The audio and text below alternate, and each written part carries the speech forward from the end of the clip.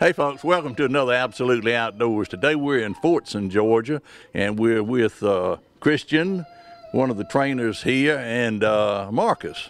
Now, Marcus, it was real funny. I've gotten a bunch of calls, said, play that show again that the man did the hand signals. Well, I didn't know what they were talking about at first. And then he said, you know, that guy named Marcus. And so then I said, oh, yeah, when we did the trial, the lab trial.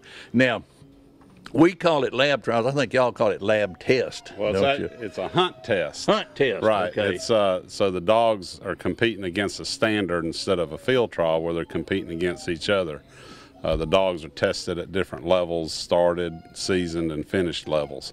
Right. So that's what y'all came to see. I guess it's probably been about 2.5 months ago now. About 2.5 months ago. We're going to run that show again after this one where they can see what we were talking about, some of the people that missed it, because it was really interesting. Guy called me the other night and said, I just don't see how they get a dog to go out there and you give them a hand signal, go this way or go that way. I said, look, I don't either. I was just filming, I was just there watching Marcus. But anyway, we want to first off, how'd you get started in this business? Well, several years ago I had a buddy of mine that took me hunting. I was in my early 20s, and he had a lab, and hindsight, the lab wasn't trained great, but did a nice job. And I came home that day, and I told my wife, I said, man, I want to have me a retriever so I can go duck hunting or dove hunting or what have you. And so we got a dog, and I started getting it trained, and just started learning a lot through different people. I was involved with a couple of retriever clubs, and just kind of picked up on things.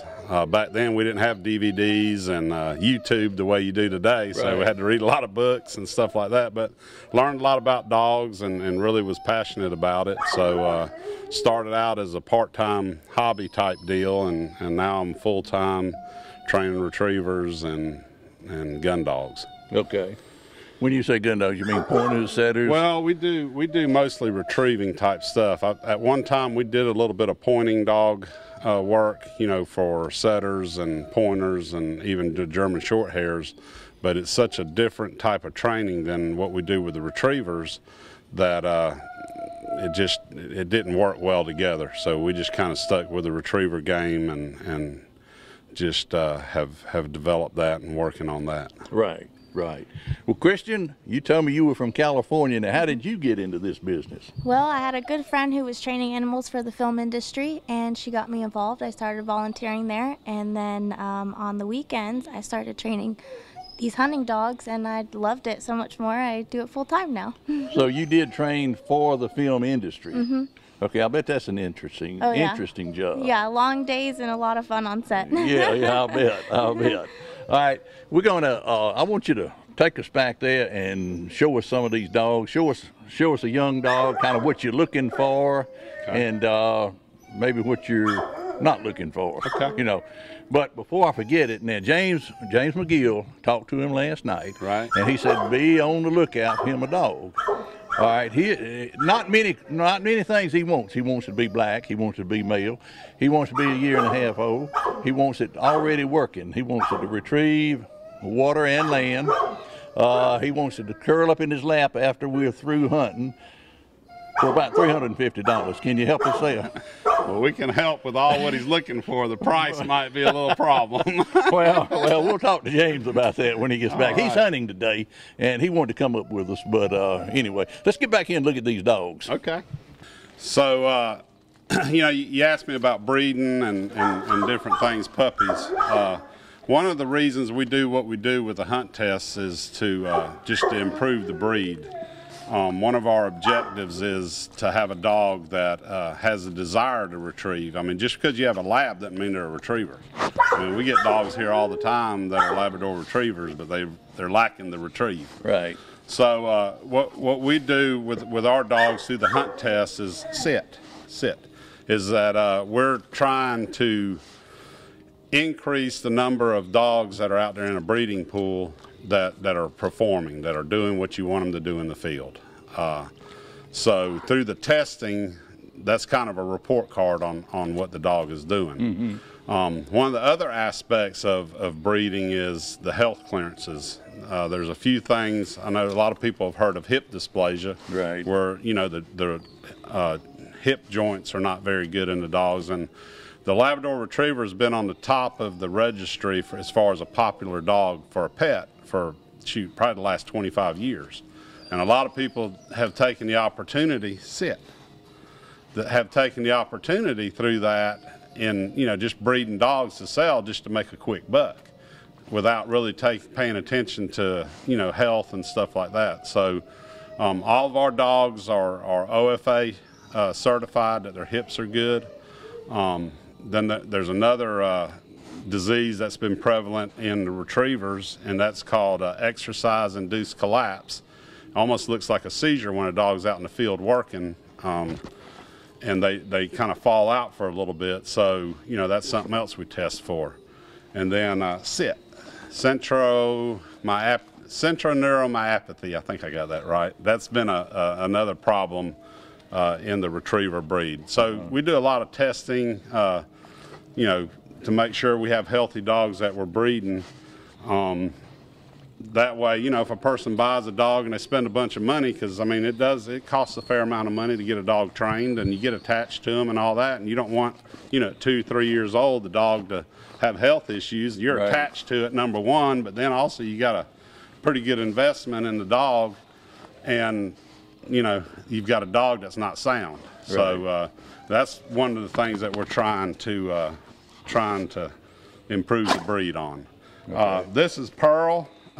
She's what you call a field-bred Labrador Retriever. A lot of people I know over the years, and especially probably 15-20 years ago, everybody wanted that 120-pound lab. I want that big blocky head giant dog. Well, they're great to look at. But when you're out in the field hunting out of a boat or in a blind or what have you, if you have that big old giant dog and he's sitting there bouncing around, bumping around, it's a lot Turn to the boat manage. over. That's right. So these dogs, typically a field-bred lab, usually, the females run somewhere between 60 and 70 pounds, and the males are probably somewhere between 70 and 80, 85 pounds. They have a much more athletic stature than some of the dogs, that come from the show lines. Right. A lot of show dogs have the conformation side, which they've got the big blocky head and the shorter legs, the big otter tail, and all that. But they lack the performance side. So that's one of the things that I run into a lot with people when they're calling about puppies. I want that big blocky head. Yeah. And they're pretty. They are I pretty. agree. They are pretty. But at the end of the day, if I'm looking for a dog that I want to hunt with, I want a dog that's going to perform. Right. So this is Pearl, and this is kind of the stature of what she looks like. We do work with a lot of labs here at the kennel. Okay. That's probably our primary breed that we work with for retrieving. I noticed that at the not trial, but the Hunt test. You had some English cockers. There's some English cockers, yep. So the English cocker is a breed that's really, surfaced here in the last 5 or 6 years probably. And so the cocker is more of a flushing dog. They will retrieve. The issue that I have found with some of them, not all of them, there's some of them that make great water dogs, but a lot of them don't really like the water the way a lab does. Okay. It just goes back to that spaniel breed. They'll swim and they'll go retrieve, but when it's iced over and you got that big mallard down out in the water and you want to bring that prize ducky in and he's sitting there saying, I ain't getting in the water to go get him. Water. You better. Can't you blame him? That's right. That's right. And then there's other retrieving breeds, and we've got one. I'll tell you what. You want to put her up, and we'll get the Boykin Spaniel is a very popular breed. I guess over in South Carolina several years ago, they came up with this breed. There's actually a city over there called Boykin, South Carolina. Really? I think that dog originated close by there. There was a preacher that did some breeding and came up with the Boykin Spaniel. and they're really becoming, or have been, and still are a very popular retrieving breed. They're a smaller dog, but they have a lot of heart, a lot of drive, and do well in the field too. This is Bailey, and she's a smaller Boykin Spaniel. She's got a lot of drive, and we'll show you all that here in a little bit. We'll let her do some retrieving. But and she's a little bit on the smaller side. One of the downfalls to a Boykin is they are a smaller dog. So if you're hunting, you know, in a real physical type environment, they're a little more challenged than a bigger dog. You know, getting over logs or getting through big heavy cover. Right. They have a little more Does problem she with that. train to the hand signal? She is not that far yet. We're just starting to do some casting drills with her. She's actually Christian's dog. But she'll be there one day for sure. Okay. So okay, good. So that's a Boykin Spaniel right there. Beautiful dog. Beautiful dog. We've got an English Cocker. If you want to grab Petey. So the Cocker Spaniel and the Boykin Spaniel are very similar in stature and temperament and all this.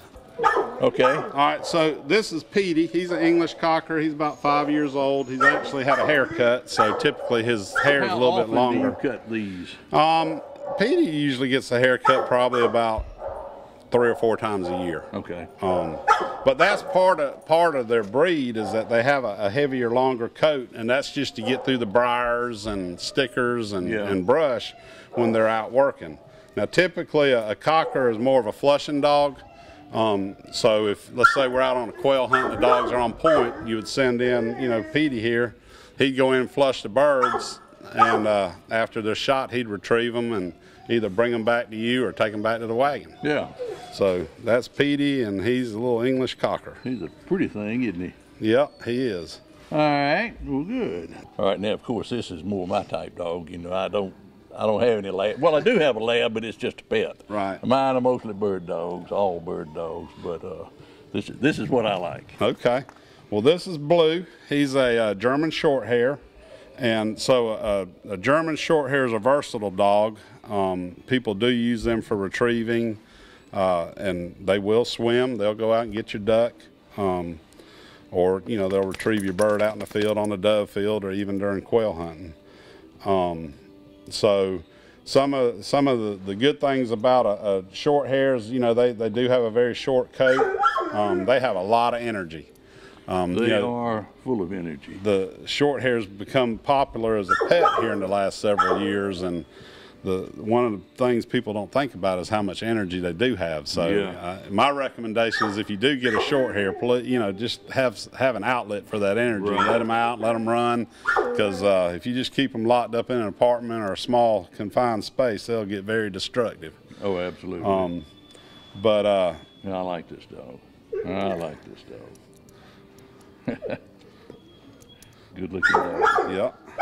All right, we're going to go in a few minutes out there and throw a duck out and let them retrieve it for us. All right. All right. All right, so this is Jack. He's a yellow Labrador Retriever.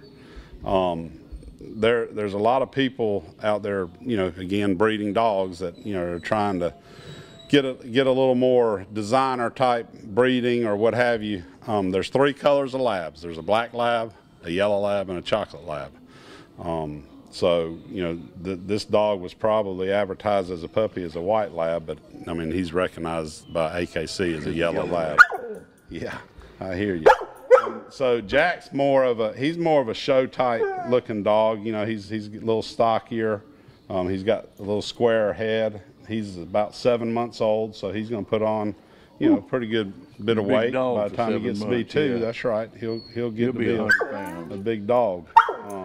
Hush. So, but you know, that was one of the things with him I just wanted to point out was that, you know, recognizing the 3 different colors of labs. I always thought that they recognized a white, but I don't guess they don't. do. No, it's sir. Just yellow. That's right. Brown. And then there's some people out there, you know, trying to sell silver labs, and they are not recognized by AKC or UKC as a color. Right. They're either going to be registered as a chocolate or as a black. Right. If you have a darker charcoal, it'll be a black, and if it's just a regular silver, it's a chocolate lab. Okay. A lot of controversy on that one. But Yeah, I've heard about we won't get into that one. I was going to say, let's don't touch that one. Got a friend that's got one of those. And he's probably watching. We won't So get into anyhow, that. well, good deal. Well, All that's right. a little bit on the dogs. We do mostly the retrieving breeds. Like we said, we had the Lab, the Boykin Spaniel. We've done some Springer Spaniels, which is they're more of a flushing dog, and then we've done some Golden Retrievers, Chesapeake Bay Retrievers, and let's see, what else have we had that's been unusual. I guess that's pretty much what we do. And we do, like I said, mostly labs. Good looking dog. Anyhow. Good looking dog. All right. All right, now we're going to talk about the e-collar. I've heard people say shock collar. I prefer to say e-collar, but tell us about that. Well, this is an e-collar or shock collar. So these collars have probably gotten they got a really bad rap when they first came out, and rightfully so, because there was a lot of people that didn't understand proper collar conditioning of the dog. I know even when I first started training, my first dog I trained, I didn't even use the e-collar, and we'll talk about that in a second, but there were a lot of people that used these collars that back when they first came out, they had different intensity plugs. So you'd plug a 1 through 5 in the collar, 5 being the highest amount of shock that it would give. Right. And a lot of people would just take the 4 lower ones and throw those away and say, well, I'm just going to shock my dog.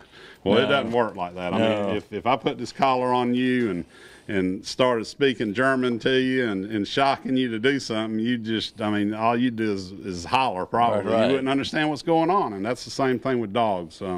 It's a process in collar conditioning a dog. The newer versions, which this is a Dogtra RT Edge, it's the collar right here. This part goes on the dog. It's got the contact points right here. Right and then, under his neck. That's right. And then, so this is the transmitter, and they've really evolved greatly over the years. This one has a variable intensity dial right here, so you can start out on a 1 being the lowest, and it goes all the way up to an 8. Most of our dogs here at the kennel, we never go over a 2 or 3. Well, that's what I do with my dog. What I do, and of course you're the trainer, what I do, I just put it down to 0 or as low as possible, put it on him, I mash it, and when he looks around like that, that's where I stop. That's right. Because I just want to stimulate him. I want him to know that he's doing wrong or he's doing right, whatever the case, you know. And so I never go higher than him just looking like this, like, what was that? Right. Well, so through the collar conditioning process, you're right, and that's the correct way to introduce a collar, is put the collar on, start at 0 and go up, and when you get a facial change, then you know, hey, he feels it, and that's probably a good place to work. Right. Really this collar is more, I liken it to, if you have a dog out there that makes a mistake, you just kind of give him a pinch, hey, pay attention. Right. And then I always tell people, using an e-collar is a lot like cooking a steak. If you ask me for a medium rare steak and I throw it on the grill and I don't cook it quite well enough, I can always put it on the grill and cook it a little more to get it the way you like it. But if I burn that thing, there's no going back. I've ruined it. Yeah. Same thing with a dog. If you start out with a collar and just turn it all the way up, and the dog doesn't understand what's being asked of him, and you start shocking him, it's just a recipe for disaster. I've heard that there's more dogs being ruined with these than made with them, because so many people do, like you said, put it on high and just don't know how to use it. I guess the first thing you got to do is have more sense in the dog. You got to figure this out. Well, and you want to be fair to the dog. You want to make sure they understand what they're being corrected for. So, an example that I'll use is a dog walking at heel or a dog sitting. When we first introduce them to that command, we do it all on leash with a choke chain. So the dog, they're getting a little bit of pressure with a choke chain. When we ask them to sit, we'll pull up on a choke chain, make sure they sit, or when they heel, we tug it to the side till them heal. So they're getting a little bit of pressure with the choke chain. So we've taught them the command, and we've added a little bit of pressure through the choke chain. And then we transition to the e-collar. Well, they already understand the pressure of the command, so then we just make a transition to the e-collar to where we use a nick or what have you. And that's the other thing about this collar. You've got continuous stimulation, which is up to 10 seconds, and then the collar shuts off. And then you have momentary, which on this one, the bottom button is 1,000th of a second. This one is 100th, and the two together is 1/10 of a second. So it's just, boom, you're just making a little correction on the dogs. Right. And when we go out here to the field, I'll demonstrate a couple of things with the e-collar on that. Okay. Like I said, the first dog that I had, I didn't use an e-collar. Probably not so much because I disagreed with them, but I didn't know how to use one. So the thing that a e-collar brings to the table is that you can make a correction out in the field when the dog makes a mistake. I had that first dog, you know, if she made a mistake on a blind, I might have to run out there, you know, 100 yards. And by the time I got to her, she'd forgotten what she did. She was sitting there like she was supposed to. What happened? That's right. What did I do? You need to correct them immediately. That's right. And especially on some things, you know, if a dog runs out the front door of your house and there's traffic in the street or something like that, you want to be able to, hey, here now. Right. And, you know, that's one of the things with the e-collar that it offers you. Right. Okay. So they're a great tool when used properly, but like you said, they can also do a lot of harm. Right. All right, we're going to get out and take a look at some of these dogs. All right. You know, we had that one over in Phoenix City the end of October, this past October. Right. In the spring, I'm not sure if we're going to have one here locally or not. There's a couple of different places that you can look up to see where these hunt tests are going to be. One of them is the Hunting Retriever Club, which their website is huntingretrieverclub.org. And then AKC hosts hunt tests too. You can go to their website and look up where their hunt tests are being hosted at. Yeah, I definitely want to go to some more. I really enjoyed that. There's a club down in Albany. They host their hunt test in Americus, Georgia. That's probably another close one to hear. Right. And then next fall, I know Old South Hunting Retriever Club will have their hunt test here in this area. Where is Old South? Most of our membership out of Old South is based around the Atlanta area. Okay. But I've been a member of that club for the last 20 years, and we've got, you know, probably 10, 20 people here in the Columbus, Phoenix City area that are members of that retriever club. Yeah. So we like to have a hunt test over here on this side of Atlanta once a year, and then on the other side of Atlanta once a year. So it kind of keeps everybody happy. I definitely want to go. Yep. All right, now what are we going to do now? All right, so we're going to step over here. I've got these white poles lined up out here, and this is what we call, actually this is the beginning of a W drill. So I'm going to run this dog to these short markers first, and then we're going to have to run past them to the long markers. So I'm going to teach her that, you know, she just went here to pick one up, but I'm going to stop her, and then I'm going to cast her away from it to go to the other one. So she's going to learn to start trusting my casting. We'll run these with her. Again, this is Willow. She's just turned a little over a year old, and this is kind of where she's at in her training. She's not running what we call cold blinds yet. A cold blind is a blind that a dog's never seen before. You know, it's out there, and they just got to go get it through us using the hand signals to get there. So she's been trained on this drill, so we're going to see how she does here, and after I run her, we'll get another dog out, and we'll run a blind retrieve that the dog hasn't run before, and we'll see how we do on that. All right, let's step right over here.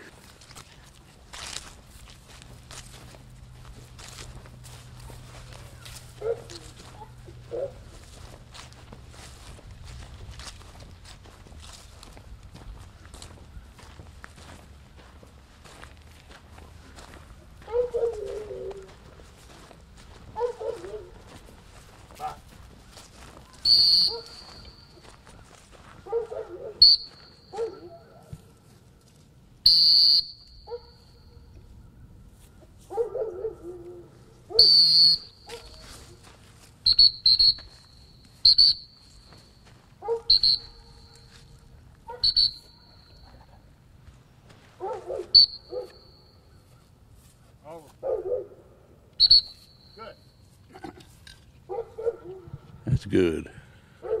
Here. Here. Here. Sit. Sit. Sit.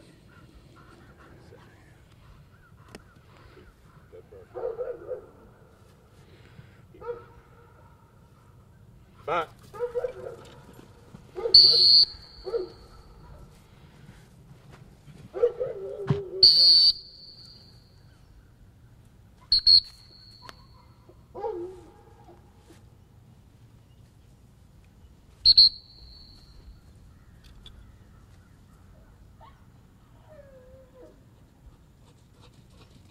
All right, so now we've run these two close ones, so they're more likely to want to go to where we just went. So now I'm going to run past them, and so what I've created some suction for them to want to go to the old fall. Right. But I'm going to give them a cast away from it. So what the dog is learning is that, hey, if I trust him and follow his direction, I'm going to get the reward of the retrieve. Right. So he's going to run by that one, the That's one right. that he So just. we're going to run past this. Even one though to there's this a, long one. even though there's a bumper there. a bumper there, you're going to get him to run past that. We're going to go. Well, it's 5 or 6, well, probably 10 yards offline to this Right. next one. Okay. All right, here, heel, sit, good bird. Back.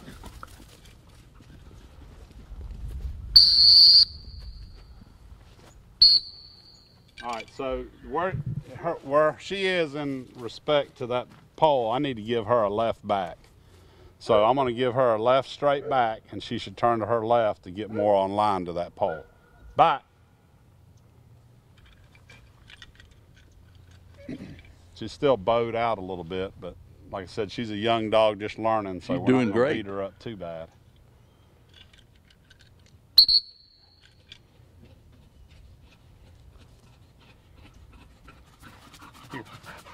Here, heel, sit. Heel, sit. Sit. Good bird. Back.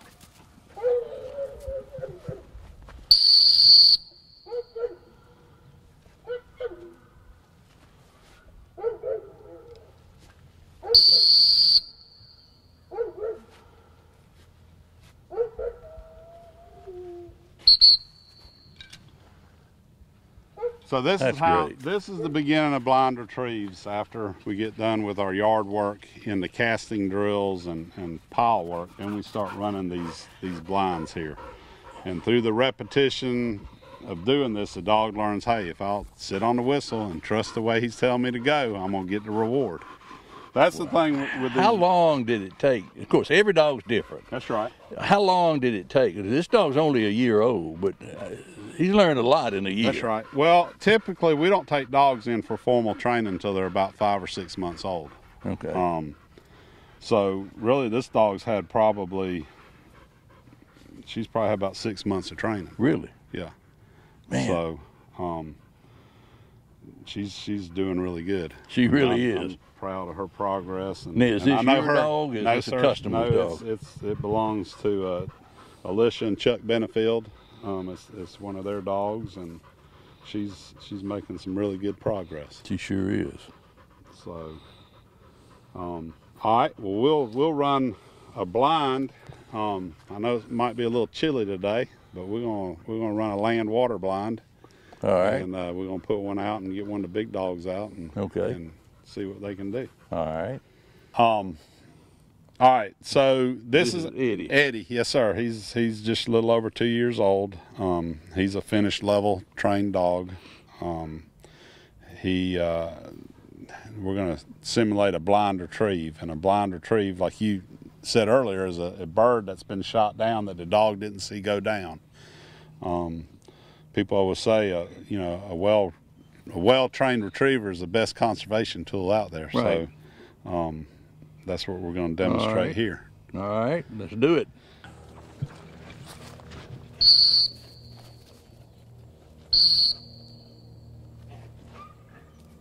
One.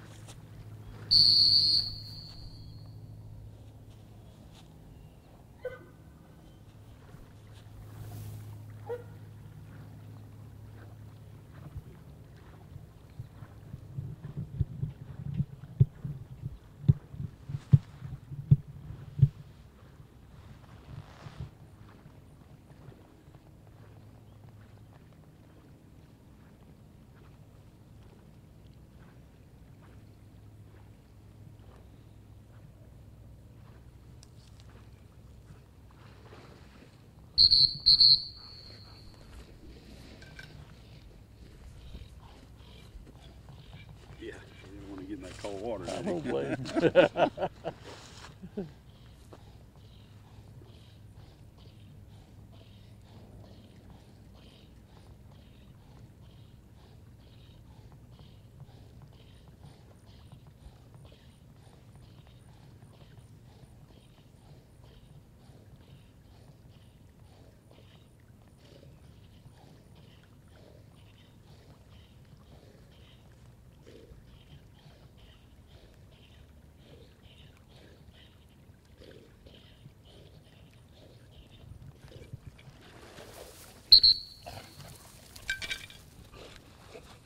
Here.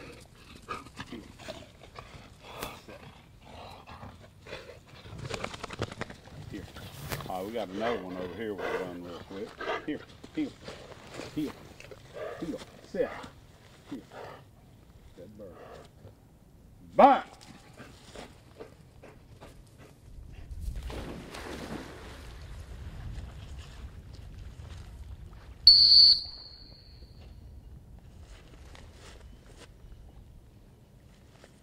Bye.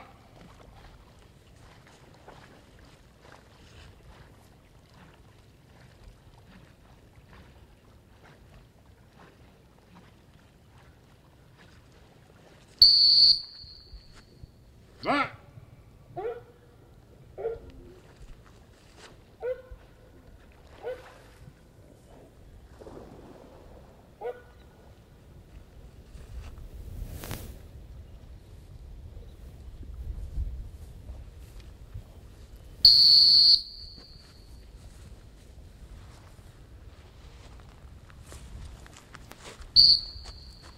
Bye.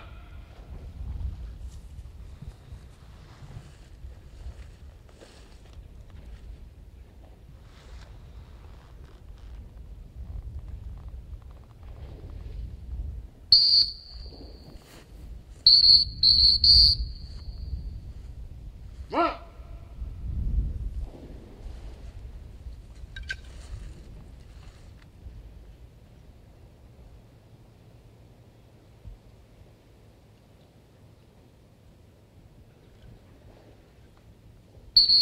Good boy. Good. We put these things on YouTube, Uh-huh. so it'll be, as soon as they edit it and everything, it'll be on YouTube, so people all over the world can see it. Huh. So you go to CTV Beam, and then we'll probably name this Mulberry Kennels or something, you know, Right. just find it on Yeah, there, yeah. because there'll be about 50 of them on Right. there. There'll be the trial. Oh, hell, I forgot to bring that thing to you. I forgot. I'll get it. I'll Okay. get it. Remind Craig. Hell, I can't remember. We did, but I'll tell Craig to cut us one. He's out of school this week. He didn't have to take his finals. so Okay. Well, must have been he does pretty good in school. Yeah. Good. He's going to Southern Union for 2 years, and then he said he's going to Auburn. Okay. And but he goes to Glenwood now. But he's been real good around the station. We send him out a lot. They started him at school filming football games. Huh. Here.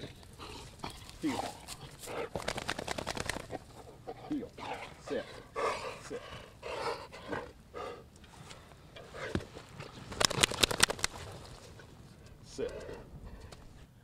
Marcus, we really appreciate you letting us come up today. All right. And Well, I it's enjoyed just been having a y'all. lot of fun, and I didn't get Christian to say very much, but we appreciate you letting us Well, come thanks for up. having us.